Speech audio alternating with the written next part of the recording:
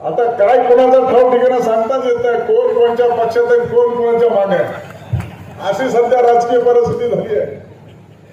उत्तमराव जानकर असतं तर बरं झालं असतं, काय बोलता आलं असतं, मी बी राखून ठेवलं होतं. पण आता त्यांच्या पक्षात आणि अनुपस्थित बोलणं योग्य आहे का अयोग्य मला माहित नाही.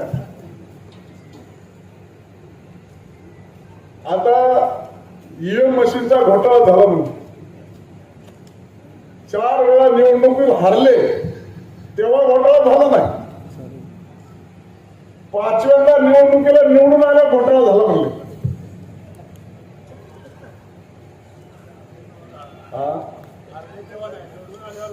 हरले तेव्हा ईव्हीएम बरोबर होत, जिंकल्या म्हणले ईव्हीएम चुकली आणि त्याला आमचा विरोधक जोडीदार मिळाला. आम्हाला 622 मतांनी हरले म्हणलं, तेव्हा मी म्हणला ईव्हीएम चुकली. मला वाटलं बरं झालं, हे दोघं जर ईव्हीएम चुकली म्हणून जर राजीनामा दिला तर मला परत मला लढायला चान्स येईल. पण तसं काही केलं नाही त्यांनी. काय परिस्थिती आहे, कोण कुणाच्या मागण कोण कुणाच्या पुढे हे काही सांगता येत नाही. आणि अण्णा आता तुमच्यासारखे निष्ठावंत माणसं कुठं राहिले. एबीपी माझा, उघडा डोळे बघा नीट.